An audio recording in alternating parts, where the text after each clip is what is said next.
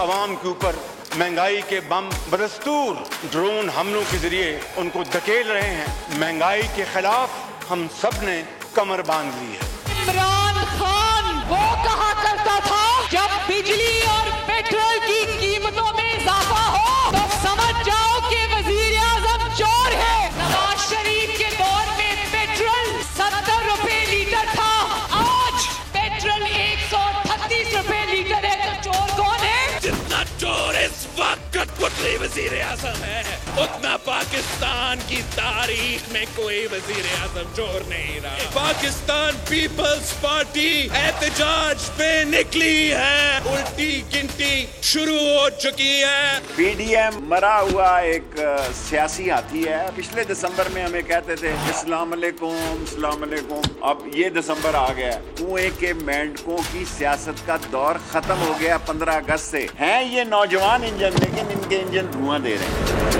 मरियम नवाज शरीफ ने पाकिस्तान के अदारों पर जो कुछ कहा है, इससे ज्यादा इंतहाई गैर जिम्मेदारी का, और खुद अपने लिए वो गड्ढे खोद रही है। पहली हुकूमत को घर भेजने में भी उनका बहुत बड़ा दखल था।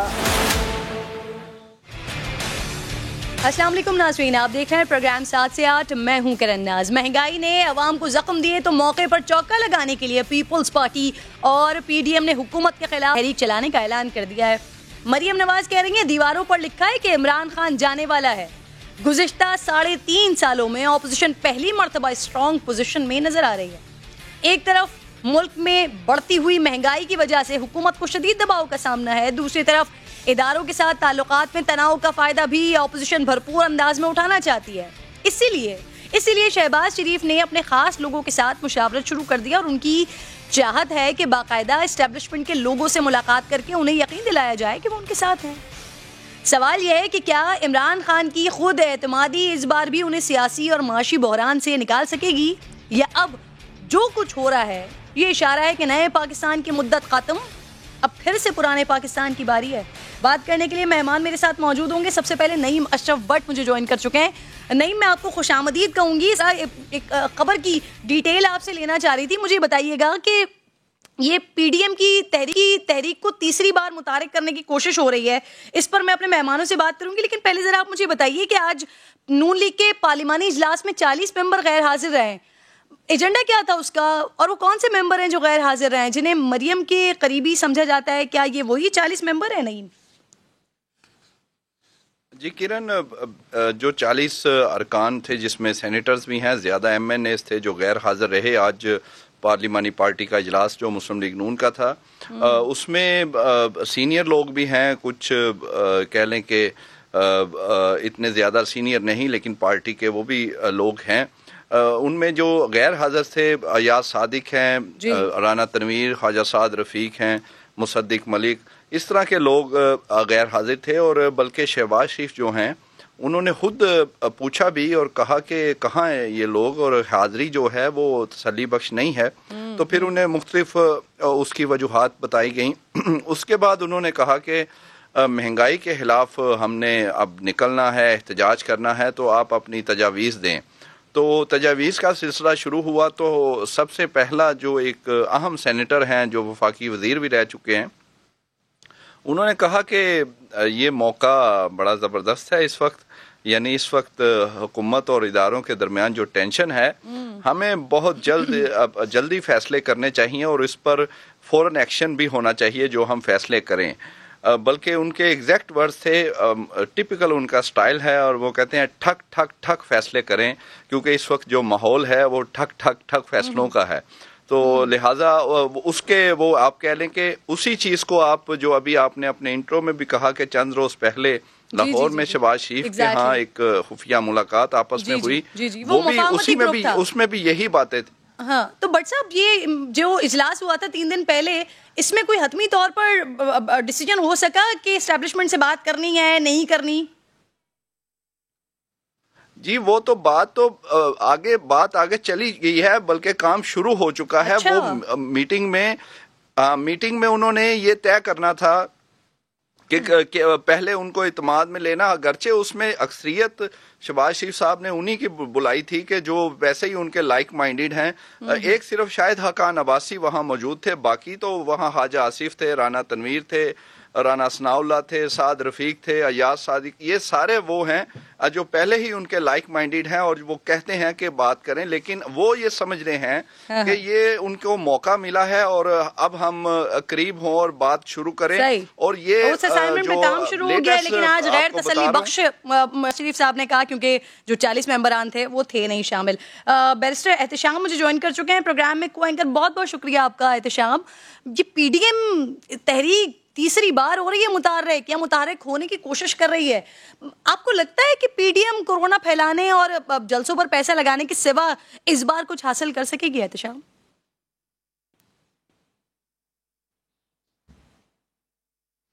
دیکھیے کرن، دیکھا جائے تو حالات پہلے کی نسبت تو مختلف ہیں. وہ جو ایک آئیڈیل سچویشن جس کا پی ٹی آئی اکثر ذکر کرتی تھی کہ سول اور ملٹری قیادت ایک پیج پہ ہے، ایگزیکٹلی اس وقت اس طرح کی سچویشن نہیں ہے. دوسرا، مہنگائی جو ہے وہ سر توڑ کر جو ہے اس کا جن بوتل سے باہر نکل آیا ہے. بجلی مہنگی، پیٹرول مہنگا، آٹا گھی چینی مہنگی، یوٹیلیٹی سٹورز پر قیمتیں اس طرح سے نہیں ہیں. آئی ایم ایف کے ساتھ جو مذاکرات گورنمنٹ کرنے جا رہی تھی ابھی تک وہ بے نتیجہ ہیں، اور $1 بلین ان کو چاہیے آئی ایم ایف سے.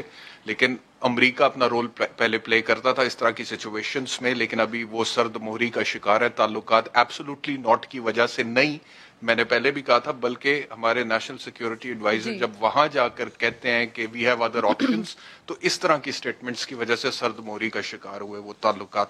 اور جب آئی ایم ایف پیچھے ہوتا ہے تو world bank, Asian development bank بھی پیچھے ہٹتے ہیں.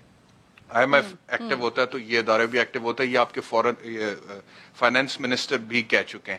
پھر پاکستان تحریک انصاف کا جو اوور کانفیڈنس ہے اپوزیشن کو، تو پہلے دن سے یہ کچھ نہیں سمجھتے تھے نا. شہباز شریف صاحب سے تو عمران خان ہاتھ ملانا بھی اتنا مناسب نہیں سمجھتے تھے، لیکن اس اوور کانفیڈنس میں اپوزیشن سے تو لڑائی تھی. الیکشن کمیشن سے لڑائی لی، اس اوور کانفیڈنس میں میڈیا سے لڑائی لی، میڈیا ڈیولپمنٹ اتھارٹی، صحافی آ گئے. اس اوور کانفیڈنس میں ابھی D G I S I کا نوٹیفیکیشن جو کہ ایک بڑا حساس معاملہ تھا اس میں بھی ڈیلے کی. ابھی کی خبر ہے تھوڑی دیر پہلے کی کہا جا رہا ہے کہ سمری موصول ہو گئی ہے پرائم منسٹر صاحب کو. تو یہ جتنی بھی باتیں ہیں یہ پی ٹی آئی کے اگینسٹ جاتی ہیں. اور پی ٹی ایم تو تھا ہی مردہ گھوڑا، لیکن اس میں جان پھونکی ہے پاکستان تحریک انصاف نے خود اپنے فیصلوں سے، اپنے ڈیسیژن سے، اور جو بھی حکمت عملی انہوں نے اڈاپٹ کی ہے. اب آگے ہوگا کیا؟ جی میں یہ چاہ رہی تھی ذرا اس پر بات کیجیے گا. پی ڈی ایم ابھی عمران خان صاحب جی ابھی مظاہروں تک محدود ہے. مریم کہہ رہی ہیں لانگ مارچ کا امکان نہیں ہے. اس سے تو لگتا ہے کہ اپوزیشن کو بھی کچھ خاص یقین نہیں ہے کہ عوام ان کا ساتھ دیں گے یا نہیں دیں گے.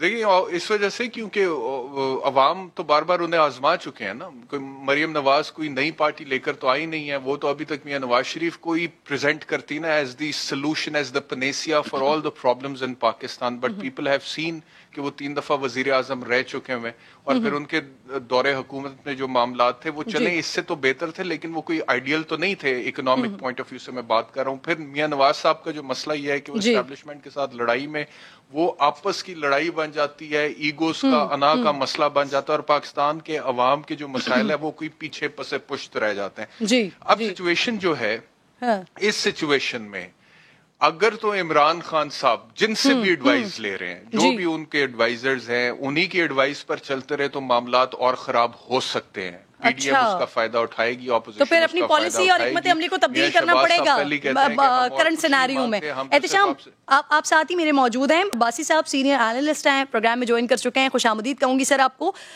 گفتگو ہم کر رہے ہیں، ڈسکشن کر رہے ہیں، پی ڈی ایم دوبارہ سے متحرک ہو رہی ہے. لیکن سر اسی تناظر میں ایک اور سوال آپ سے یہ کرنا چاہوں گی عباسی صاحب.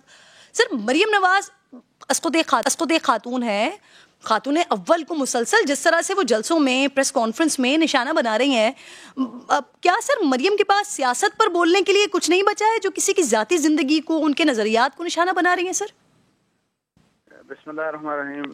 دیکھیں انفارچونیٹلی پاکستان کی جو پالیٹکس ہے اس میں پرسنل اٹیکس اور پھر eight times below the belt جو ہم انگریزی میں کہتے ہیں، اس طرح کی بات اور بدزبانی یہ بہت زیادہ ہونا شروع ہو گئی. اور انفارچونیٹلی پہلے اگر یہ فرض کریں کہ زیادہ تر آپ ایسوسیٹ کرتے تھے کہ پی ٹی آئی کی یہ بات ہے، تو یہ پھر آپ ٹریول کر کے اب آپ دیکھیں کہ پی ایم ایل این بھی ان کی آپ سوشل میڈیا ٹیم دیکھ لیں، اور ایون مریم صاحبہ جب یہ بات کرتی ہیں تو میرا خیال ہے کہ دیکھیں یہ جادو کی اور ٹونا جادو اس طرح کی باتیں کرنا، اشارتاً بھی آپ ایک ایسی بات کر رہی ہیں کہ جو کہ بیسیکلی میرا خیال ہے کہ انڈیسنٹ بات ہے، یہ انڈیسنسی والی بات ہے.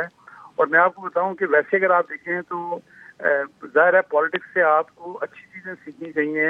میاں صاحب کی ایک بات بڑی اسٹرینتھ ان کی ہمیشہ رہی کہ وہ جب بات کرتے رہے، ہمیشہ آپ دیکھیں اپنے اپوننٹس کو بھی، ایون مشرف نے ان کے ساتھ دیکھیں، جنرل مشرف نے کیا کچھ نہیں کیا تو مشرف صاحب کر کے بات وہ کرتے رہے ہمیشہ. لیکن انفارچونیٹلی مریم صاحبہ جب اس طرح کی بات کرتی ہیں تو مجھے پرسنلی فیل ہوتا ہے کہ یہ بات نہیں کرنی چاہیے. مطلب you are a popular leader of your party, آپ کے لوگ ویسے ہی لوگ کہتے ہیں کہ آپ کراؤڈ پولر بھی ہیں، لیکن اگر فرض کریں کہ ایون آپ کے اپوننٹ آپ کے متعلق کوئی غلط بات کریں بھی تو اٹ ڈزنٹ مین کہ جی آپ بھی اسی طریقے سے جواب دیں. اور اگر اس طرح سے بات کریں گے تو پھر وہ جو انفارچونیٹلی جو گندی زبان اور جو گندگی پھیلتی جا رہی ہے نا، وہ رکنے کا نام نہیں لے رہی ہے. بالکل صحیح کہہ رہے ہیں سر. پیپلز پارٹی بھی ویسے نکل رہی ہے سر مہنگائی کے خلاف، لیکن پی ڈی ایم کے بغیر کچھ زیادہ اثر ڈال سکے گی سر؟ پہلے کہا جا رہا تھا کہ شاید این پی کو ساتھ ملا کر اور دیگر جماعتوں کو اپروچ کر کے وہ کسی نئے اتحاد کے ساتھ سامنے آئیں گے، لیکن ایسا ہو نہیں سکا. لگتا ہے سولو فلائٹ سے کچھ حاصل وصول ہوگا عباسی صاحب؟ دیکھیں آپ پاکستان پیپلز پارٹی کی بات کر رہی ہیں؟ جی نہیں، پاکستان پیپلز پارٹی کے میں آپ کو بتاؤں کہ ان کے اسٹیکس ہیں اس سسٹم میں، اور وہ تو کبھی بھی to be very honest with you they would never want کہ یہ سارا سسٹم ریپ اپ ہو، نئے الیکشن ہونے چلے جائیں. بیکاز اس صورتحال میں مجھے بتائیں کہ اگر الیکشن ہو جاتے ہیں اور پھر پاکستان پیپلز پارٹی کو انلیس کہ کوئی جو کہتے ہیں نا لیٹن فورسز یا ہڈن ہینڈ جو ہے وہ آ کے ان کے لیے بہت کچھ کر دے تو پھر تو کچھ چانس بنتا ہے. تو ادروائز تو یہ محدود رہیں گے سندھ تک کی، سندھ تک کی. تو یہ ایسا کچھ نہیں کرنے جا رہے. اور ایون جب آپ پی ڈی ایم کی بات بھی کرتی ہیں تو جس طرح فرض کریں اگر آپ کو یا ہم کو مایوسی ہے کہ گورنمنٹ اور ان کی گورننس اور ان کے جو پالیسیز ہیں، اکنامک پالیسیز، ڈفرینٹ پالیسیز، اگر وہ پالیسیز اچھی نہیں چلتی رہیں اور بہت خراب پالیسیز ہیں تو میں آپ کو بتاؤں کہ اتنی ہی نا امیدی آپ کو اپوزیشن سے ہے، بے شک وہ پی ڈی ایم ہے یا بے شک پاکستان پیپلز پارٹی ہے. دے ٹینڈ ٹو پلے، وہ جو انگریزی میں کہتے ہیں نا کہ پلئنگ ٹو دا گیلریز والی بات صرف اس حد تک ہے، اسٹیٹمنٹ تک ہے. اور ایون میں آپ کو بتاؤں کہ اگر جلسے جلوس کر بھی لیں تو اٹ وڈ ناٹ، یہ گورنمنٹ کا کچھ نہیں بگاڑ سکتے انلیس کہ ریزگنیشن سارے دے دیں. اور اس پر تو سر پیپلز پارٹی نہیں آئے گی کیونکہ پہلے بھی ڈیڈ لاک ریزگنیشن پر ہی ہوا تھا نا. احتشام، یہ موقع سے فائدہ اٹھانے کے لیے نون لیگ نے رابطوں کے لیے اندرونی مشاورت شروع کر دی ہے. پیپلز پارٹی کے لیے پہلے ہی تاثر ہے کہ وہ اپنے معاملات سیدھے کر چکے ہیں. لگتا ہے آپ کو کہ اپوزیشن نے جو کچھ کیا، یہاں تک کہ حاضر سروس جرنلز کے نام لے کر چوراہوں پر نعرے لگوائے گئے، ان معاملات کے باوجود دال گلے گی ان کی؟ جی، میں یہی آپ سے عرض کر رہا تھا کہ جو حالات پاکستان تحریک انصاف کی حکومت کے ساتھ اسٹیبلشمنٹ کے معاملات آئیڈیل تو ہم نے کہا نا کہ نہیں ہے اس طرح سے، لیکن اگر دوسری طرف دیکھا جائے تو پاکستان مسلم لیگ نواز کے ساتھ تو بہت ہی زیادہ برے حالات ہیں نا. مریم نواز صاحب نے ابھی حال ہی میں جو تقریر کی، اس سے پہلے بھی جو انہوں نے باتیں کی، پھر انہوں نے اپلیکیشن بھی ڈالی ایک سرونگ جنرل کا نام لے کے ان کے خلاف، اور میاں نواز شریف صاحب کا بھی وہی بیانی ہے. اس کی وجہ سے میاں شہباز صاحب جو اپنی پالیٹکس ہے وہ کر نہیں پاتے ہیں، بار بار بیک فٹ پہ جاتے ہیں. 2 بیانیوں کی جنگ چل رہی ہے. تو وہ تو ابھی مجھے نہیں لگتا کہ کوئی اس حد تک ان کی کوئی کسی قسم کے حالات اتنے سیٹل ہو جائے اسٹیبلشمنٹ کے ساتھ کہ ان کے معاملات ٹھیک ہو جائے. ہاں، پیپلز پارٹی جو ہے وہ پوری کوشش میں ہے، لیکن پیپلز پارٹی کا مسئلہ یہ ہے کہ اس کی عوام میں، خاص طور پہ پنجاب میں جو پاکستان کا سب سے بڑا صوبہ ہے آبادی کے لحاظ سے، 12 کروڑ، وہاں پہ پذیرائی نہیں ہے. پیپلز پارٹی کا ٹکٹ لینے کے لیے لوگ تیار نہیں ہے، تو انہوں نے کھڑا کسے کرنا ہے؟ اور دیکھیں دا روڈ ٹو اسلام آباد گوز تھرو پنجاب. پنجاب میں جو جیتتا ہے सीटें ज्यादा ले जाता है वो इस्लामाबाद में भी वफाक में भी हुकूमत बनाने में कामयाब हो जाता है। जी जी इमरान खान साहब ने ली लेकिन उसके बावजूद इस हद तक नहीं थी, उन्हें फिर जहांगीर तरीन साहब ने बताया तो था कि खान साहब नाराज हो रहे थे कि पंजाब में हुकूमत नहीं बन रही तो फिर फेडरल में क्या होगा, तो फिर उसके बाद मामला अब जहांगीर तरीन साहब का तस्करा निकला। वैसे अब्बासी साहब कि जहांगीर तरीन साहब और नवाज शरीफ की मुलाकातों की जो खबरें उड़ाई जा रही हैं, इस बार आपको कोई सदाकत वगैरह लग रही है इनमें? क्योंकि पहले भी जब जहांगीर तरीन साहब इलाज के घर से गए थे लंदन, तब भी इसी तरह की बातें हो रही थी जिस पर उन्होंने खुद ही पैगाम जारी किया था कि ऐसा कुछ भी नहीं है। तो इस बार कोई सदाकत लग रही है आपको? वैसे देखें, पॉलिटिक्स में तो आपको पता है कि कुछ भी पॉसिबल हो सकता है और आपको डिफरेंट पॉलिटिकल पार्टीज में इसी तरह के लोग मिलेंगे जो मुख्तलिफ मतलब अपॉर्चुनिटी को देखते हैं, जिसको अपॉर्चुनिस्ट बोलते हैं ना, उस लिहाज से। लेकिन मैं ये समझता हूँ कि मेरा ख्याल है कि जहांगीर तरीन साहब की कोशिश है कि वो किसी को एक अपनी इंडिपेंडेंट उनकी इस थॉट के पीछे कोई है कि नहीं है, लेकिन मेरा ख्याल है कि वो एक प्रेशर ग्रुप बनाना चाह रहे हैं अपना, ताकि जो सॉर्ट ऑफ जिस तरह होता है ना कि एक पॉलिटिकल पार्टी, बेशक आप उसको जो भी नाम, किंग्स पार्टी नाम दे दें, व्हाटएवर, कि इस तरह की पार्टी के जब इलेक्शन का टाइम हो तो उस वक्त वो अपने ऑप्शंस वे करके तो फिर किसी बेहतर डील के साथ, अदरवाइज मैं इतना बता दूं आपको कि जो भी मर्जी कर लें, although PTI is highly unpopular, लेकिन मेरा नहीं ख्याल कि बहुत बड़ा डेंट डाल सकते हैं। अगर डेंट डालना होता है, इन्होंने इनके साथ बहुत से लोग खड़े भी थे, तो आप देखते हैं कि वो कुछ नहीं कर सके, ज्यादा लोग वापस आ गए। बहुत सारे लोगों ने तो सर माफी भी मांगी, बहुत सारे लोगों ने माफी मांगी। बहुत बहुत शुक्रिया आपका Ansar Abbasi for your time. Ehtesham आपका बेहद शुक्रिया। अगले सेगमेंट की जानिब बढ़ी हूं नाज़रीन, महंगाई पर बात करते हैं। वो हुकूमत ही क्या जो वादा वफा कर दे, मईशत टेक ऑफ और महंगाई में दावे एक बार फिर नाकाम हुए, और ऐसे नाकाम हुए हैं कि अवाम दुहाई दे रहे हैं, लुट गए, बर्बाद हो गए। पेट्रोल बम से झुलसे हुए अवाम को बिजली के झटके दिए और अब महंगे डॉलर ने गोया पाकिस्तानी मईशत को तहस नहस कर दिया है। एक हफ्ते के दौरान नाज़रीन बिजली, पेट्रोल, डॉलर सब महंगे से महंगा तर हो गया है। बिजली तकरीबन 2 रुपए फी यूनिट, पेट्रोल 10 रुपए 49 पैसे बढ़कर आज डॉलर तारीख की बुलंद तरीन सतह 173 रुपए पर पहुंच गया है। सोने पे सुहागा, इसी एक हफ्ते में अशिया खुरोनोश की कीमतें जो मुसलसल 3 माह से बढ़ती जा रही हैं, उन्हें और बढ़ाया गया है। हुकूमत 3 साल से हर माह आवाम से महंगाई पर काबू पाने का वादा करती रही और फिर अगले महीने कीमतों में इजाफा कर देती है। जिस दिन वजीर आजम किसानों को बराह रास्त सब्सिडी देने का ऐलान करते हैं, उसी दिन उनकी काबीना बिजली की कीमत में इजाफे का ऐलान करती है। उसी दिन cooking oil, shoe polish, detergent, साबुन, शैम्पू, मसाले, शरबत, दर्जनों दूसरी अशिया की कीमतों में इजाफे का नोटिफिकेशन जारी किया जाता है। जो शौकत तरीन 5 माह कबल कह रहे थे जुलाई से महंगाई कम हो जाएगी, अब साफ कह रहे हैं कि महंगाई कम होने का कोई इम्कान ही नहीं है। आलमी मार्केट में कीमतें बढ़ रही हैं, लेकिन पता नहीं क्यों बढ़ रही हैं। दूसरी तरफ असद उमर ने भी हाथ खड़े कर दिए हैं कि अगले साल मार्च तक आलमी मार्केट में कीमतें कम नहीं होंगी। सुनिए। बुरी अशिया हैं, उनकी पैदावार और उनकी तरसील का निज़ाम बुरी तरीके से असरअंदाज हुआ। महंगाई की एक बहुत बड़ी वजह है वो खुर्दनी तेल की कीमतों में इजाफा है। मार्च के अंदर हमें ये जो कमोडिटी प्राइसेस का जो गैर मामूली इजाफा देखने में आया था वो कम होता हुआ नजर आएगा, हो सकता है जून तक भी चले। देखें अभी ये महंगाई जो है ना ये नहीं चली जाएगी, ये पूरी दुनिया के बीच में इस वक्त ये प्रॉब्लम है। आज मेरी अमरीकनों से भी बात इस वक्त कि यार ये फिनोमेना जो है इतनी जल्दी जाएगा नहीं, हमें नहीं पता ये किस वजह से हो रहा है, क्लाइमेट चेंज की वजह से हो रहा है या जिस वजह से हो रहा है। अब नाज़रीन, जिस मुल्क में IMF का पांव आवाम की गर्दन पर हो, जहां वजीर खजाना के ओहदे की मुद्दत 6 महीने से ज्यादा ना हो, वहां किसी मौजज़े की तवक्को भी फजूल है। आज शौकत तरीन वजीर से मुशीर हो गए क्योंकि वो मुंतखब नहीं हो सके, जिन्हें महंगाई कम करने का वाहिद एजेंडा देकर लाया गया था। सिर्फ उनके इन 6 महीने में आटा 210 रुपये, गैस सिलेंडर 800, मटन 100 और दालें 25 रुपये महंगी हो गई हैं। जो IMF प्लान को हुकूमत की सबसे बड़ी गलती करार देते थे, मरता क्या ना करता के मिज़दाक आज उसी IMF के पास मुज़ाकरात के लिए गए हुए।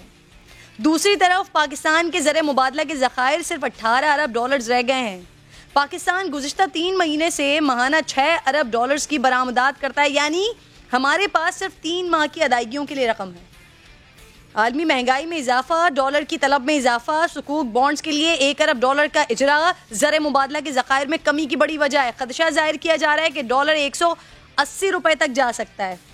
مجھے اس پر بات کرنے کے لیے اکانومسٹ ہیں ثاقب شرانی صاحب پروگرام میں جوائن کر چکے ہیں. سر خوش آمدید آپ کو کہوں گی. سر یہ کیا ہو رہا ہے؟ مہنگائی حکومت بتا ہی نہیں پا رہی ہے کہ آخر مسئلہ کیا ہے. جو عوام کی قوت خرید ہے اب اس کو نہیں دیکھ رہے ہوتے, لیکن یہ کہا جاتا ہے کہ عالمی مارکیٹ سے ابھی بھی مہنگائی کم ہے, عالمی منڈی سے ابھی بھی ہمارے پاس پرائزز کم ہے. سر شکریہ کرن. یہ واقعی بڑے مشکل حالات ہیں پاکستان کے لیے اور عام پاکستانیوں کے لیے, کیونکہ یہ جو مہنگائی کا سلسلہ ہے یہ واقعی ابھی ایک تو اتنا تیزی سے بڑھا ہے پچھلے کچھ مہینوں میں خاص طور پہ, اور وزیر خزانہ صاحب یہاں تک ان کی بات درست ہے کہ اور اسد عمر صاحب کی کہ یہ لگتا نہیں ہے کہ یہ تھمے گا یہ اگلے کچھ 6, 8, 9 مہینوں تک, کیونکہ جو خام تیل کی قیمتیں ہیں عالمی منڈی میں اور انرجی کی جو پرائسز ہیں LNG وغیرہ کی, وہ مزید ان کو اڑان کی توقع ہے. تو میرا خیال ہے بڑا مشکل وقت ہے, اس میں کوئی شک نہیں ہے. اس میں آپ نے درست فرمایا کہ 2 یا 3 عوامل ہیں جس کی وجہ سے یہ مشکل وقت ہمیں دیکھنا پڑ رہا ہے. ایک تو ظاہر بات ہے عالمی منڈی میں جو کچھ ہو رہا ہے وہ سب کو معلوم ہے. دوسرا یہ حکومت کی آئی تھنک پالیسیز کا کچھ فقدان ہے, جس میں نہ انہوں نے 2-3 سال سے آٹا یا چینی کی جو اسپیکولیشن ہو رہی ہے, ہولڈنگ ہو رہی ہے, اس پہ قابو نہیں کر سکے. اور یہ جو شوکت ترین صاحب کی پالیسیز میں آ کے انہوں نے جو گروتھ کی طرف جو پش دیا, اس سے امپورٹس میں اتنی تیزی کہ اس کی وجہ سے روپے کی قدر جو ہے وہ گری ہے. اور وہاں سے آپ کہہ رہے ہیں پالیسیز کا فقدان ہے, تو سر ابھی جو مہنگائی کا معاملہ ہے, IMF کا معاملہ ہے, اس میں حکومت ایسا کیا کر سکتی ہے جو نہیں کر رہی, جس کا خمیازہ عوام کو بھگتنا پڑ رہا ہے؟ سر دیکھیں اس میں حکومت کی جو اسپیس ہے پالیسیز کی وہ واقعی کم ہے, کیونکہ ایک طرف عالمی منڈی میں جو کچھ ہو رہا ہے وہ اس سے ہم درگزر نہیں کر سکتے ہیں. دوسری طرف IMF نے, جیسے آپ نے بالکل صحیح کہا, ہمارے گلے کے اوپر پاؤں رکھا ہوا ہے, گردن کے اوپر. تو یہ حکومت کا مگر جو تیسرا ایلیمنٹ ہے جس کی وجہ سے مہنگائی ہو رہی ہے پاکستان میں, وہ حکومت کا میں کہتا ہوں اس میں ان کی پالیسیز کا قصور ہے, یا کم از کم اثر انداز ہے بہت حد تک ان کی پالیسیز ہیں, کیونکہ انہوں نے جو امپورٹس کو تقویت دی اس سے روپیہ جو ہے وہ گر رہا ہے, اس کی قدر گر رہی ہے اور مزید اور شاید گرے, اور اس کی وجہ سے مہنگائی کا ایک عنصر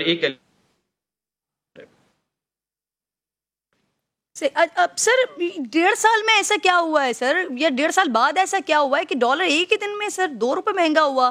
ڈالر کی اصل ویلیو کیا ہے؟ موجودہ قیمت جو ہے جو مقرر کی گئی سر وہ جسٹیفائڈ ہے ویسے؟ دیکھیں یہ کرن, یہ تو مارکیٹ ہی ڈٹرمن کرتی ہے, مارکیٹ میں ڈیمانڈ اور سپلائی ہی ڈٹرمن کرتا ہے.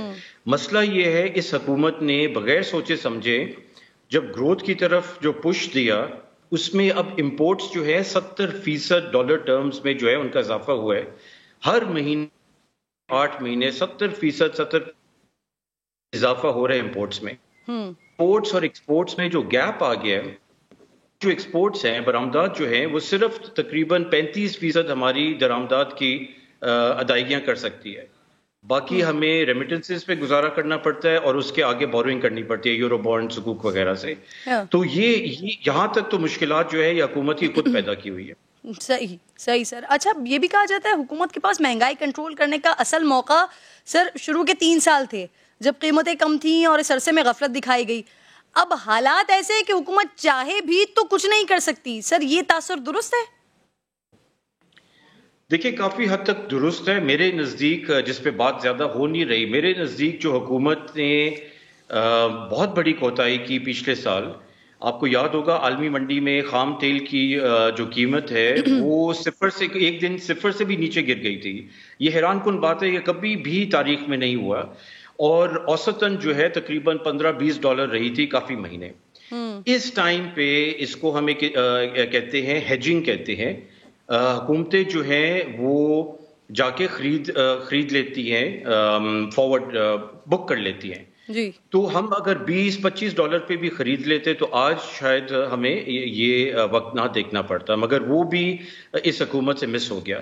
دوسرا جو میرا خیال ہے حکومت کا 3 سال میں جو جہاں کارکردگی تسلی بخش نہیں رہی ہے جی وہ یہ ہے کہ اگر میں آپ کو انڈیا کی مثال دوں, انڈیا میں پیٹرول اور ڈیزل کی قیمتیں پاکستان سے زیادہ ہیں اور زیادہ تیزی سے بڑھی ہیں پچھلے 6 مہینوں میں جی, مگر ان کی جو افراط زر ہے وہ پاکستان سے آدھی ہے جی, وہ 4.3% ہے ان کی انفلیشن, ہماری 9% ہے. جی جی. تو وجہ یہ ہے کہ انہوں نے جو سبزیاں اور دالیں اور ساری یہ جو چیزیں اس میں وہ خود کفالت ہے ان کی, تو وہ اس کو انسولیٹ کرتے ہیں. اور پاکستان کا یہ آئے دن جو ہے دونوں, آپ کو پتہ ہے دالوں کا تقریباً اب $700 ملین کا سالانہ امپورٹ کا بل ہے, بالکل, تو سبزیاں بھی امپورٹ کر رہے ہوتے ہیں. تو یہ جو ہے نا ہم اپنے لوگوں کو وہاں سے عالمی منڈی میں جو کچھ ہو رہا ہے قیمتوں میں, ان سے ہم ان کو انسولیٹ نہیں کر سکتے ہیں اس وجہ سے. صحیح سر. جو اکانومسٹ ناظرین کہہ رہے ہیں حکومت کی کوتاہیاں ہیں جس کی وجہ سے اس وقت انفلیشن اتنا زیادہ ہے, لیکن آج وزیر داخلہ صاحب فرما رہے تھے کہ پچھلی حکومتوں کی کوتاہیوں کی وجہ سے آج عوام یہ دن دیکھ رہے ہیں, آج عوام مہنگائی کو بھگت رہے ہیں. بہرحال ناظرین بہت بہت شکریہ, ثاقب صاحب پروگرام میں آپ ساتھ موجود تھے. بڑی ہے یوں تو مہنگائی وطن میں لہو اپنا مگر سستا ہوا, سب سے بڑی آبادی والے صوبے میں ناظرین اب بھی قاتلوں اور بدماشوں کا راج ہے. لاہور میں صرف 1 ماہ میں 32 افراد قتل کر دیے گئے. 6 IG بدلنے کے بعد بھی امن بحال نہیں ہوا. قانون نافذ کرنے والوں کی نااہلی بدماشوں کو, جرائم کو حوصلہ دے رہی ہے. صفاقی اس حد تک بڑھ چکی ہے کہ اپنے بچے کو ڈانٹنے کا بدلہ پڑوسی کے 5 بچوں کو یتیم کر کے لیا جاتا ہے. آج شادرہ کے علاقے جہانگیر ٹاؤن میں پڑوسیوں نے فائرنگ کر کے 3 بھائیوں کو قتل کر دیا کیونکہ انہوں نے ان کے بچے کو گاڑی کے بونٹ پر بیٹھنے سے منع کر دیا تھا. حسب روایت ملزمان فرار ہو گئے ہیں. ان 3 میں سے 2 بھائی مقتول حافظ طاہر محمود 4 بچوں کا باپ تھا, دوسرے مقتول بھائی کا 1 بیٹا ہے. گینگ ہو, لاہور کے جرائم پیشہ افراد ہوں, پنجاب پولیس کیوں ناکام نظر آتی ہے؟ ترجمان پنجاب حکومت میرے ساتھ موجود ہیں, میں ان کو خوش آمدید کہوں گی. حسان خاور صاحب بہت بہت شکریہ آپ کے وقت کا. سر یہ 18 دن کا ڈیٹا ہے جو میں نے ابھی شیئر کیا ہے سر. 32 قتل ہوئے ہیں, بیشتر کیسز میں ملزمان نامزد ہیں. پنجاب پولیس سے نامزد ملزمان بھی نہیں پکڑے جا رہے ہیں سر, ایسا کیوں ہو رہا ہے؟ اچھا کرن, 2 پہلوؤں سے اس پہ بات کرتے ہیں. پہلے تو آپ نے جرائم کی بات کی ہے. یہ جتنے سنگین جرائم ہے لاہور میں ہو رہے ہیں, وزیر اعلیٰ اس کو خود مانیٹر کرتے ہیں, پولیس کوشاں ہوتی ہے اور کئی کیسز میں ملزمان کو بہت جلدی پکڑ لیا جاتا ہے. جس میں نہیں بھی ہوتا پولیس ان کے پیچھے ہوتی ہے. ظاہر ہے کہ تحقیقات کی کچھ چیزیں عوام کے سامنے نہیں لائی جا سکتی, اور یہ جتنے اندوناک واقعات ہیں اس میں ہمیں افسوس کا اظہار ہے. لیکن جو آپ نے یہ بات کی نا, جو یہ نیریٹو ایک میڈیا میں آیا کہ لاہور جرائم کی کوئی آماج گاہ بنتا جا رہا ہے, میں آپ کو 2 پہلوؤں سے میں نے آپ سے کہا بات کروں گا. پہلی بات تو یہ ہے کہ نمبرز جو ہوتے ہیں نا ان کو سمجھنا چاہیے. کرائم رپورٹنگ اور کرائم کی انسیڈنس میں فرق ہوتا ہے. پاکستان میں ہم 70 سال یہ کرتے رہے کہ لوگوں کو یہ نہ پتہ چلنا پائے کہ ہمارے ملک میں جرم کتنا ہے. ہم تو FIR درج نہیں کرتے تھے, لوگ تھانوں میں دھکے کھاتے تھے. تو کیا ہوگا کہ جو رپورٹڈ کرائم ہے اس کا نمبر بڑا کم ہوگا اور لوگ سمجھیں گے کرائم نہیں ہو رہا. لیکن آپ جانتی ہیں, میں جانتا ہوں, پوری قوم جانتی ہے کہ FIR کا اندراج اور رپورٹنگ کس قدر مشکل تھی. جب آپ اس سسٹم کو ریفارم کرتی ہیں, لوگوں کو کرائم رپورٹنگ میں آسانی دیتے ہیں, تو رپورٹڈ کرائم بڑھتا ہے. اس مسئلے کے لیے جو دنیا کے ڈیولپ ملک ہیں وہاں پہ کرائم پرسیپشن سروے کیا جاتا ہے, جس سے پتہ چلتا ہے کہ اصل میں لوگ کتنا سیف فیل کر رہے ہیں. یہ رپورٹڈ کرائمز کی فگر اس لیے بڑھ رہی ہیں کہ ہماری حکومت نے, تحریک انصاف کی حکومت نے رپورٹنگ کا اندراج بہت آسان بنایا ہے. لوگ FIR درج کرا رہے ہیں اور یہ ہیلدی سائن ہے کہ لوگ کرائم کو لے کے آ رہے ہیں تاکہ وہ انویسٹیگیٹ ہوں. دوسری بات, شکاگو کے اندر 1 سال میں 500 قتل ہوتے ہیں, لنڈن میں 200 کے قریب قتل ہوتے ہیں. دنیا یہ 1.25 کروڑ آبادی کا شہر ہے, اس میں ایک کرائم کی انسیڈنس ہے. یہ کچھ کیسز کو دیکھ کے ہم صرف یہ نہیں کہہ سکتے, ہم نے کمپیئر کرنا ہے دنیا کے بڑے. آپ لوگ ریاست مدینہ کی بات کرتے ہیں, وہ نہر فرات والی بات آپ کو یاد ہے نا, لیکن آپ کو میرا آماج گاہ کہنا برا لگ رہا ہے تو میں اس میں معذرت کر لیتی ہوں. لیکن میں آپ کی اس بات کو تسلیم کرتی ہوں سر, جو آپ کہہ رہے ہیں FIR والے مسائل تو ٹھیک ہے آپ نے درست کر دی ہے, لیکن اس کے بعد کہ سر اب تک کتنے 3 سالوں میں کتنے لوگوں کو, کتنے مجرموں کو آپ لوگوں نے پھانسی دلوائی ہے, کتنوں میں پروسیکیوشن کی حکومت نے ہیلپ کی ہے سر, کہاں ہے وہ تمام ڈیٹا سر؟ اور اگر یہ ان 10 دنوں میں اگر یہ 32 میں سے 30 لوگ بھی پکڑے جاتے, پھانسی پر چڑھ جاتے, تو سر آگے یہ قتل ہونے تھے؟ اچھا اب آپ نے مجھ سے ڈیٹا پوچھا ہے تو میں آپ کو 3 سال کا ڈیٹا تو بعد میں بتاؤں گا. میں آپ کو اس سال میں 9 مہینے کا ڈیٹا پہلے بتانا چاہتا ہوں کیونکہ آپ نے یہ سوال کیا ہے. اس سال 9 ماہ کے اندر لاہور پولیس نے 43,000 یعنی کہ 43,000 لوگوں کو اریسٹ کیا، جس میں سے 13,000 اشتہاری لوگ تھے، 1400 گینگز کو بسٹ کیا گیا ہے، 7,600 آپ کے جو ڈرگ ڈیلرز تھے ان کو پکڑا گیا ہے، 5,000 سے زائد کیسز رجسٹر کیے گئے ہیں، لوگوں کو پکڑا گیا ہے جن کے پاس اللیگل ویپن تھا. ایک اینٹی قبضہ سیل بنایا گیا ہے جس سے 80 ارب کی ناجائز زمین واگزار کرائی گئی ہے. اس کی اہمیت اس لیے ہے کہ جب آپ کرائمز کو دیکھتے ہیں تو بہت سارے کرائمز لینڈ ڈسپیوٹ سے ارائز ہوتے ہیں. سر یہ ڈیٹا بتا دیں سر، وہ ڈیٹا پورا میں لکھ رہی تھی، سزائیں کتنوں کو ہوئی ہیں سر؟ اچھا دیکھیں، سزاؤں کا ایک لیگل سسٹم ہے، پولیس سزا نہیں دیتی. پولیس کا پہلا کام ہے واچ اینڈ وارڈ، دوسرا کام ہے کیس رجسٹریشن، تیسرا کام ہے لوگوں کو پکڑ کے اریسٹ کرنا، اس کے بعد پھر ان کو پروسیکیوٹ کرتے ہیں. اور ہمارے عدالتی نظام میں آپ کو پتہ ہے کہ کیسز التوا کا شکار ہے. اس بات سے انکار نہیں ہے کہ ہمیں جوڈیشل ریفارم کی ضرورت ہے. پولیس کا کام نہیں ہے احسان صاحب، سن لیں. جی سر سوال بھی لے لیجیے نا ساتھ ساتھ. لیکن حکومت کا تو کام ہے نا سر مجرموں کو سزائیں دلوانا، یا نہیں سر؟ اچھا اب میں آپ کو بتاتا ہوں، اس بات پہ آتے ہیں. پولیس اپنا کام کر رہی ہے. پہلے اس بات کا فیصلہ کر لیں کہ پولیس اپنا کام کر رہی ہے، لوگوں کے لیے کوشاں ہے، کرائمز کے خلاف جو کام ہے اس کے نمبر بڑھے ہیں. اب دوسری طرف آتے ہیں کہ جب آپ کے قانون کی گرفت میں ایک بندہ آ گیا تو اس کے ساتھ آپ نے کیا کرنا ہے، آپ کی جیلیں کیسی ہیں، آپ کا جیلوں کا ریفارم. ابھی وزیر اعلیٰ صاحب نے ایک پورا 150 سال کے بعد پاکستان میں جیلوں کا ریفارم ہوا، اس پہ بھی میں آپ کا وقت نہیں لیتا. میں آپ کے سوال پہ آتا ہوں کہ جی عدالتی نظام آپ کا کیسا ہے. عدالتی نظام ہمارا آئین اور ہمارے قوانین متعین کرتے ہیں. اس طرح کے سسٹم کو تب ریفارم کیا جا سکتا ہے کرن جب آپ کی اپوزیشن جماعتیں حکومت کے ساتھ کنسٹرکٹیو ایشوز کے اوپر ڈائیلاگ کرنے پہ تیار ہوں. اگر اپوزیشن جماعتیں یہ سوچ لیں کہ ہماری سیاست کا محور صرف اور صرف عمران خان کی مخالفت ہے، نہ وہ الیکٹورل ریفارم پہ بات کرنا چاہتے ہیں، نہ وہ گورننس ریفارم پہ بات کرنا چاہتے ہیں، نہ وہ اکنامک ریفارمز پہ بات کرنا چاہتے ہیں، نہ وہ جوڈیشل ریفارم پہ بات کرنا چاہتے ہیں، تو یہ اویئرنیس انفارچونیٹلی ہماری اپوزیشن میں نہیں ہے. کیونکہ یہ وہ ریفارم ہے جس حکومت اکیلے نہیں کر سکتی. جب آپ آئین کو امینڈ کرنے جاتی ہیں آپ کو 2/3 اکثریت چاہیے ہوتی ہے. اس پہ ڈائیلاگ ہونا چاہیے. اور میں چاہتا ہوں کہ اپوزیشن کے ساتھ بھی آپ لوگ ایشوز ڈسکس کرنے میں پک اینڈ چوز رکھتے ہیں سر، کون سے ایشو پہ بات کرنی ہے کون سے پہ نہیں کرنی. لیکن پولیس ریفارمز کے لیے کوئی آپ نے ایجنڈا رکھا ہے سر ان کے سامنے ابھی تک؟ اچھا دیکھیے، پولیس میں تو جو ریفارم ہم کر سکتے ہیں ہم کر رہے ہیں. میں نے جوڈیشل ریفارم کی بات کی، اب آپ ذرا واپس آ گئی ہیں. میں آپ کو پولیس ریفارم کے اندر اس وقت لوگ تھانے کے انوائرمنٹ سے انٹیمیڈیٹ ہوتے تھے. ہم نے FIR کا اندراج آسان بنایا، لیکن ہمیں پتہ چلا کہ لوگ پھر بھی گھبراتے ہیں. ہم نے لاہور کے تمام تھانوں میں کمیونٹی گائیڈز تعینات کیے تاکہ وہ لوگوں کو فیسیلیٹیٹ کریں، انچارج کے پاس لے کے جائیں، افسروں کے پاس لے کے جائیں. یہ پہلی چیز ہے. میں نے آپ کو پہلے ذکر کیا کہ ہم نے ایک اینٹی قبضہ سیل بنایا. اس کے علاوہ ہم نے یہ جو ہمارے گنجان آباد علاقے ہیں اس کے اندر ہم نے جرائم کو روکنے کے لیے ایک ابابیل اسکواڈ بنایا ہے موٹر سائیکلوں پہ، جو کہ تنگ گلیوں میں جا کر بھی اپنی کارروائی کر سکتے ہیں. ہم نے عورتوں کے خلاف جو کیسز ہوئے ہیں ان کے لیے اینٹی ویمن ہراسمنٹ سیل بنایا ہے. پولیس میں ہم ہر ممکن ریفارم کر رہے ہیں. جس چیز میں آئین کو امینڈ کرنے کی ضرورت نہیں ہے وہ جوڈیشل ریفارمز کی بات کر رہے ہیں، اس کا کوئی پروپوزل رکھا ہے آپ نے اسمبلی میں سامنے سر اپوزیشن کے؟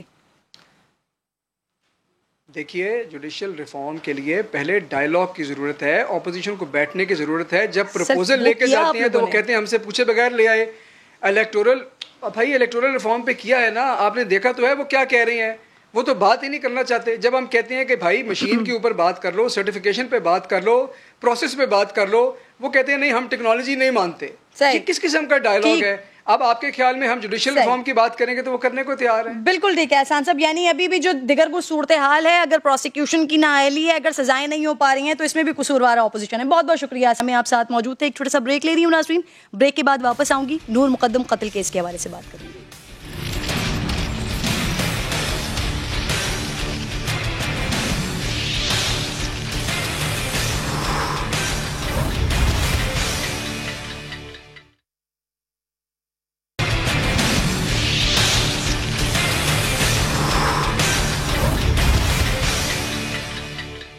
वेलकम बैक वंस अगेन नाजरीन। सुप्रीम कोर्ट ने 10 लाख के मुचलकों के एवज नूर मुकद्दम कत्ल केस के मरकजी मुलजिम ज़ाहिर जाफ़र की वालिदा इस्मत ज़ाकिर की दरख्वास्त से ज़मानत खातून होने का फ़ायदा देते हुए मंजूर कर ली है। मुलजिमान के वकील ख्वाजा हारिस ने दलाइल दिए कि इस्मत ज़ाकिर और ज़ाकिर जाफ़र पर सिर्फ कत्ल छुपाने और पुलिस को इत्तला न देने का इल्ज़ाम है। मुलजिम का बयान और कॉल्स रिकॉर्ड ही शवाहिद हैं। जस्टिस मंसूर अली शाह ने कहा कि मुलजिम के वालिद को ज़मानत नहीं दी जा सकती, मुमकिन है वो गवाहान पर असरअंदाज हों। दूसरी तरफ मुलजिम ज़ाहिर जाफ़र के वालिद ज़ाकिर जाफ़र ने फ़र्द जुर्म को हाई कोर्ट में चैलेंज कर दिया है। बात करने के लिए प्रोग्राम में मुझे ज्वाइन कर चुके हैं नूर मुकद्दम के वालिद के वकील हैं शाह खबर साहब। बहुत बहुत शुक्रिया सर आपका। शाह साहब, इस्मत ज़ाकिर की ज़मानत के ख़िलाफ़ अपील करेंगे सर? नहीं, बिल्कुल भी नहीं करेंगे। उसकी वजह ये है कि जो ज़मानत होती है ये तो एक सवाबदीदी इख्तियार होता है किसी भी अदालत का। और एक बात मैं आपको वाज़ेह करता चलूँ कि जो इस्मत ज़ाकिर साहिबा हैं उनकी जो ज़मानत हुई है वो मेरिट्स पे नहीं हुई, केस के मेरिट्स को टच भी नहीं किया गया। वो सिर्फ ये है कि ज़ाब्ता 497 जो है ज़ाब्ता फौजदारी की, उसमें एक खातून को, कम उम्र बच्चे को, एक बीमार शख्स को या एक उधेड़ उम्र किसी भी शख्स को जो है वो ज़मानत के लिए एक एक्सेप्शन मौजूद है। तो उन्होंने ये वाज़ेह, उसमें कोई और ऑर्डर लिखा ही नहीं है। इसमें इम्पोर्टेंट बात ये है कि जो ज़ाहिर जाफ़र के जो वालिद हैं ज़ाकिर जाफ़र, उनकी ज़मानत के ऊपर बहुत लंबी बहस की उनके डिफेंस के लॉयर ने, लेकिन वो कन्विंस नहीं कर सके अदालत को। और अदालत ने बार बार उनको यही ऑप्शन दी कि आप उस पर मत जाएं, आप ज़्यादा से ज़्यादा ये कर सकते हैं कि हम चूँकि खातून हैं उनके लिए एक एक्सेप्शन दे सकते हैं, लेकिन उसके लिए भी उन्होंने हमसे पूछा। लेकिन बहरहाल उन्होंने इसको मुनासिब समझा कि उनको ज़मानत देते हैं, और ज़मानत देने से कोई बरी नहीं हो जाता। इसमें दूसरी एक अहम बात यह है कि उन्होंने ये भी चैलेंज किया हुआ था कि जो ऑनरेबल हाई कोर्ट ने ट्रायल कोर्ट को जो 8 हफ्ते में ट्रायल कंप्लीट करने का जो टाइम दिया था, एक डायरेक्शन दी थी, उसके खिलाफ भी उन्होंने बहुत बड़े तवील दलाइल दिए, लेकिन उसको भी जो है वो अदालत ने नहीं माना। और उन्होंने कहा कि हम हाई कोर्ट, क्योंकि उसकी सुपरवाइजरी ज्यूरिसडिक्शन होती है अपने सबऑर्डिनेट कोर्ट्स के ऊपर, तो उस पे उन्होंने कहा हम उस पे कोई इंटरफेरेंस नहीं कर सकते। लेकिन ये जरूर है कि जो कानून के तकाजे हैं, जो सफाई का मौका है मुलजिमों के मिलना, वो जरूर मिलना चाहिए। और हमने भी कहा कि हम भी उस पे कभी कोई मज़ाहम नहीं होंगे। और शाह साहब मुझे बताइएगा, ट्रायल जो है वो 20 तारीख से शुरू हो रहा है। जी सर अभी भी 20 तारीख से ट्रायल शुरू हो रहा है, अब भी कॉल रिकॉर्ड और मोबाइल का मुकम्मल डाटा नहीं आ सका है सामने सर? नहीं, ऐसा कोई इशू नहीं है। मोबाइल रिकॉर्ड का पूरा डाटा मौजूद है, और उसके अलावा जो सीसीटीवी रिकॉर्डिंग है वो उसका फॉरेंसिक होके, उसका टेस्ट होके, वो भी अदालत के चालान का हिस्सा है। उसमें सिर्फ एक कंपोनेंट जो है वो मैं समझता हूँ कि 95% जो चालान है वो कंप्लीट है इन्वेस्टिगेशन रिपोर्ट। सिर्फ एक चीज़ कोई टेक्निकल बुनियादों के ऊपर, वो जो मेन मुलजिम का जो मोबाइल फ़ोन था उसकी स्क्रीन टूट गई थी, तो वो अदालत ने इजाज़त दे दी है उसको भी रिप्लेस करने की। तो उसकी भी जब रिपोर्ट आएगी तो वो भी इस चालान का हिस्सा बन जाएगा। तो वो रिपोर्ट ना आना जो है वो ट्रायल में मज़ाहम नहीं है कम से कम। सही 90% आप कह रहे हैं कि कंप्लीट है रिपोर्ट। सर ज़ाहिर पिछली समाअत पर 95% पागल साबित करने के लिए सर इस तरह की बातें कर रहा था कि नूर ने खुद को कुर्बानी के लिए पेश किया है। इस तरह की बातें करने से सर कोई फायदा मिल सकता है मुलजिम को? देखिए, बात यह है कि वो उसने जो उस दिन जो एक बिहेवियर डिस्प्ले किया कोर्ट में, कोर्ट ने उस पर ज़्यादा तवज्जो नहीं दी। उसमें चूंकि ज़्यादा अहम बात यह होती है कि जब फ़र्द जुर्म आयद की जाती है तो उसको जुर्म की नोयत पढ़ के बताई जाती है, अदालत बताती है, और उसको ये भी बताती है कि आपके खिलाफ ये इल्ज़ाम है और आपके खिलाफ ये दफ़ात जो हैं वो लग रही हैं। तो उनसे सिर्फ पूछा जाता है कि आप सेहत जुर्म से को मानते हैं या इनकार करते हैं। तो उस पे तो उसने इनकार कर दिया। तो ये जो बातें उसने दौरान समाअत, क्योंकि एक उनके जो डिफेंस काउंसिल थे एक मुलजिम के, वो उस पर बहस कर रहे थे और उसमें बीच में आके उसमें इंटरप्ट कर रहा था, लेकिन वो चूंकि स्टेज नहीं थी उनकी किसी भी बात को रिकॉर्ड करने की। असल जो थी वो फर्द जुर्म आयद करते वक्त उन्होंने सेहत जुर्म से इनकार किया, लिहाजा उनका ट्रायल अब जो है वो शुरू हो जाएगा बाकायदा। सही, बहुत बहुत शुक्रिया आपका। प्रोग्राम में आप साथ मौजूद है। आप कह रहे हैं कि 95% रिपोर्ट कंप्लीट हो चुकी है।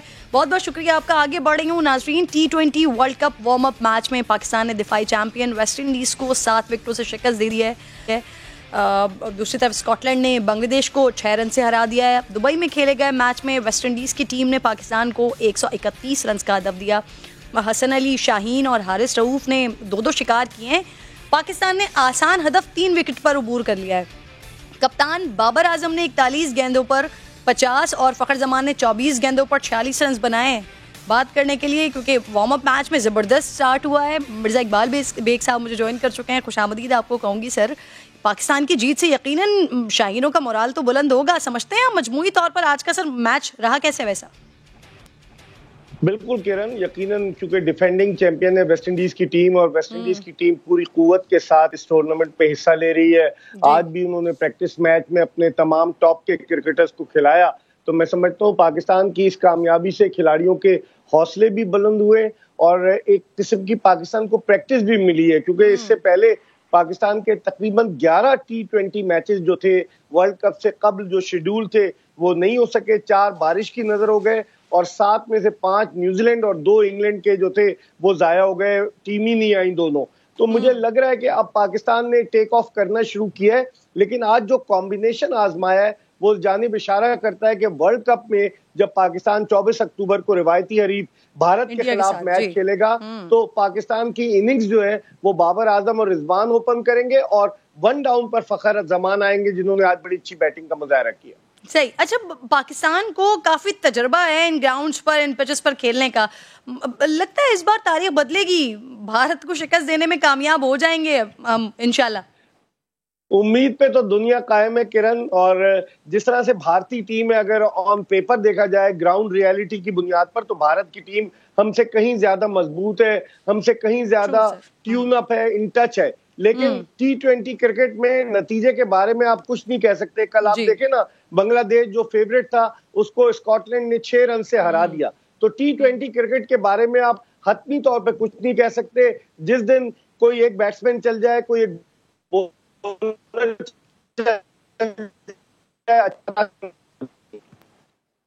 अच्छा बेग साहब, बांग्लादेश की आप बात करें सर, बांग्लादेश के साथ वैसे हुआ क्या? स्कॉटलैंड ने शिकस्त दे दी सर, फेवरेट तस्वर की जा रही थी, ओवर कॉन्फिडेंट हो गए क्या बांग्लादेशी प्लेयर्स, या स्कॉटलैंड ने अपना गेम बेहतर कर लिया लगता है आपको? बिल्कुल आपने सही कहा, खुद एतमादी इंसान को ले डूबती है। और बांग्लादेश की टीम जो अपने होम ग्राउंड पर ऑस्ट्रेलिया और न्यूजीलैंड के खिलाफ T20 सीरीज जीत कर आई थी, वो कुछ ज्यादा ही ओवर कॉन्फिडेंट हो गई थी। आप देखें ना कि 53 रन पर 6 विकेटें गिर गई थी स्कॉटलैंड की, और उसके बाद उन्होंने 140 रन बना दिए। और हदफ के ताक़ुब में बांग्लादेश के batsman middle of the innings slow खेले, लेकिन स्कॉटलैंड ने बॉलिंग बड़ी अच्छी की और खास तौर पर वो कहा जाता है ना कैचेस विन मैचेस, तो उन्होंने कैचेस भी बड़े अच्छे लिए, जिसकी वजह से स्कॉटलैंड ने ये बड़ा अपसेट किया है। क्योंकि स्कॉटलैंड की टीम इस वक्त 14वें नंबर पर है आईसीसी की जो T20 इंटरनेशनल रैंकिंग है, और बांग्लादेश की टीम 6ठे नंबर पर है। तो एक बड़ी अचीवमेंट है ये स्कॉटलैंड की टीम की। सर कौन सी टीम ऐसी है जो पाकिस्तान को टफ टाइम दे सकती है? देखिए फिलहाल तो भारत की टीम है किरण, क्योंकि पहला ही मैच भारत से है, और उसके अलावा अफगानिस्तान को भी आप रूल आउट नहीं कर सकते। उनके पास जो जिस तरह के प्लेयर हैं अफगानिस्तान के पास, वो ऐसे प्लेयर्स हैं कि जो T20 स्पेशलिस्ट कहलाते हैं। तो मैं समझता हूं कि अफगानिस्तान की टीम भी टफ टाइम देगी। पाकिस्तान का जो अफगानिस्तान से मैच है वो दुबई में, जबकि न्यूजीलैंड के खिलाफ मैच 26 अक्टूबर को शारजा में है। तो पाकिस्तान के लिए दुआ करें, और पाकिस्तान के ग्रुप में देखें कौन सी, अगर श्रीलंका भी आ गई तो पाकिस्तान के लिए खासा टफ हो जाएगा। अच्छा बेग साहब, सीनियर प्लेयर प्रोफेसर सर 0 पे आउट हो गए। जो कॉम्बिनेशन इस वक्त हम बना कर लेके गए हैं वर्ल्ड कप में परफॉर्म करने के लिए, बतौर सीनियर जर्नलिस्ट सर आपकी एक एक बॉल पे नजर होती है सर, तो क्या लगता है आपको ये परफॉर्म टीम इस तरह से कर पाएगी? बिल्कुल, हफीज बड़े सीनियर हैं, और यही किरण उन्होंने अब से 18 बरस कबल 2003 में अपना इंटरनेशनल कैरियर मुत्तहिदा अरब अमारात में शुरू किया। पिछले साल उन्होंने बड़े रन स्कोर किए। इस दफा वो बिल्कुल आउट ऑफ फॉर्म है, लेकिन एक तजुर्बाकार बैट्समैन के लिए एक इनिंग्स काफी होती है कि फॉर्म में आने के लिए।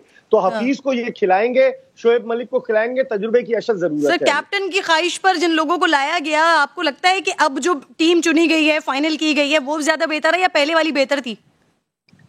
اب والی ٹیم جو ہے وہ زیادہ بہتر ہے, کیونکہ پہلے کی ٹیم میں کچھ سفارشی کرکٹرز شامل کیے تھے, اب بہتر ہے. لیکن بولنگ ہمارے لیے پھر بھی لمحہ فکریہ ہے. آج دیکھیں شاہین شاہ آفریدی نے 10 اوورز میں 41 رن دیے. اسی طریقے سے آج حارث رؤوف بھی مہنگے ثابت ہوئے. اسپنرز کے شعبے میں Shadab Khan out of touch ہیں. تو میں سمجھتا ہوں بولنگ ہمارے لیے تھوڑا سا لمحہ فکریہ ہے. وہ جو ہماری اسٹرینتھ ہوا کرتی تھی. بالکل, بہت بہت شکریہ سر. پروگرام میں آپ کے وقت ختم ہو گیا ہے. ناظرین انشاءاللہ ملاقات ہوگی آپ سے کل ربیع الاول کے اسپیشل پروگرام کے ساتھ. اللہ نے کے بعد.